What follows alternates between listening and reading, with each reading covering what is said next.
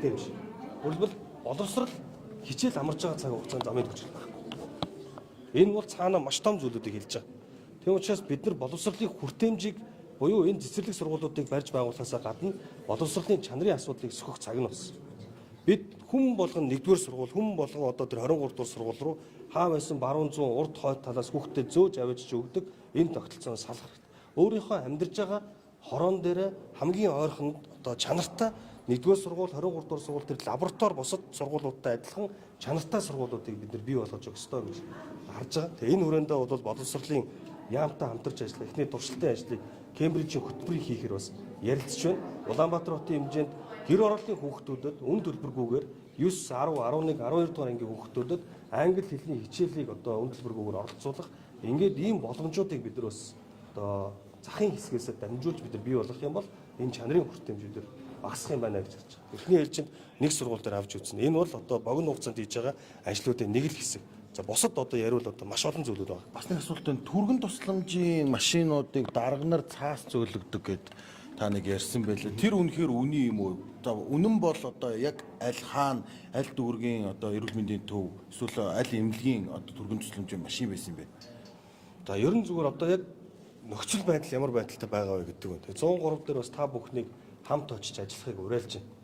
Үнэхээр 20 минутын дотор хичнээн дуудлагын хэдэн хувьд нь 20 минутын дотор үйлчлэг авч чадж байгаа. Аль эсвэл 20 минутаас 2 цаг болж байгаа тохиолдол нь хэдэн хувьд нь байна. 2 ба түүнээс дээш хугацаанд очиж чадаагүйгээс болоод хэдэн хүний амнаас ирсэн бэ гэдэг асуудлуудыг бид нар энэ 103 дээр очиж ажиллах хэрэгтэй. Яг өчигдөр энэ мэдээлэл хийснээс хойш бол одоо албан бус байдлаар маш их мэдээлэлүүд ирж байна. Тэр эрүүл мэндийн төвийн дарга тэд дугаартай автомашиныг өөрийнхөө одоо хувийн хэрэглээнд ундаг. Мөн одоо албан бичиг зөөлөгдөг. Их мэтчлийн одоо албан бус мэдээлэлүүд байгаа учраас бид энийг нягтлах ёстой. Хэрвээ ийм зүйл байгаа бол бид бас хариуцлага тооцох ёстой. Энэ ажлыг бас тасан зогсоох ёстой. Тэр үнэхээр эрүүл мэндийн төвд машин нийлүүлээд жолооч нь илүү одоо цалиа аваад зүгээр сууж байгаа бол бид нар 103 төрийн тусламжийн төв дээр авчиж тавь. Ингээд ачаал хөрөлцөхгүй байгаа. Тэр 2 цаг болж очиод байгаа. Эмч эмнэлгийн ажилтныг бид нар богино хугацаанд очиулах энэ орон зайг эрэлхийлж. Тэгээ би эх 7 хоногт бол 103 дугаар төв дээр одоо очиж ажиллана. Төлөөлөгч нартайгаа зөвлөлийн гишүүдтэйгээр та бүхнийг бас хамтарч ажиллахад бол бас уриалж шүү. Гэмтэргийн урьдчилан сэргийлэх зөвлөлийн төсөв мөнгө энэ жил бол нэмэгдсэн гэсэж гэмтэргийн гаралт буураг ялангуяа захим зайлаа хар тамхины хэрэглээ олон бүр өсөж хэлж байгаа. Тэгэхээр шалтгаан нөхцөл нь юу байна? Ер нь гэмтэрхтэй цаашдаа яаж тэмцэх юм? Ялангуяа хар тамхитай. За төсвийн хувьд бол бид энэ жилийн тухайд бол 68 тэрбум төсөв батлагдсан. За үүний одоо 50% нь бол бид нар ерөөсөө техник тоног төхөөрөмж камержуулалтын дээр бүтэн тавь. Хуулиараа тийм. Үлдсэн 50% бол бид тодорхой төрлийн гэмтэргийг 15 хүртэл бууруулахаар одоогийн байдлаар ажиллаж байна. Тэгээ яг энэ төлөвлөгөө батлах хурал 1 сарда багтаад ийж дуусах нь та бүхэнд бүгдэнд нь одоо нээлттэй эргэдэж шууд лайв дамжуулж төлөвлөгөөг батлана. За үндсэндээ Улаанбаатар хотод тулгамдж байгаа хэд хэдэн асуудлууд байна. Нэгдүгürt залилангийн асуудал. Захим залилан уламжлалт залилан. Энэ залиланг 15%-аар бууруулна гэдэг зорилт тавьж байгаа. Хоёрдугаарт зодон зохионы хэрэг. Зодон зохионы хэрэг.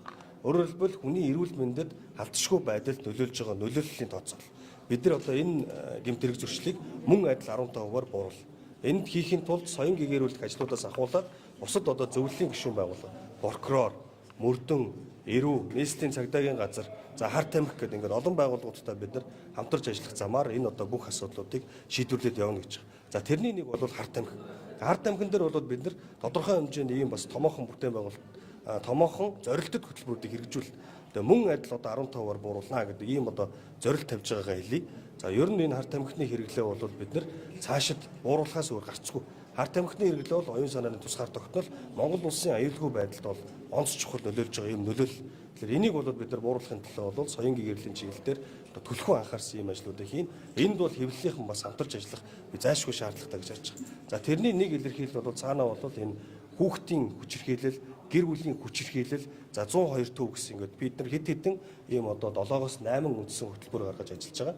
Тэгээ хөтөлбөр болгон дээр гэмтэрэг зөрчлийг бууруулах зорилт тавьж байгаа. Үнэхээр бууруулж чадахгүй бол бид нар дундын хугацаанд болон тайлангийн хугацаанд дээр та бүхэнд тайлангаа тавина. Эндээс бас та бүхэн үнэлт өгүүлтийг хийгээд үнэхээр хийж чадахгүй бас албан тушаалтанда хариуцлага тооцох ёстой гэдэг нь бас уриалгыг дэвшүүлж байгаа.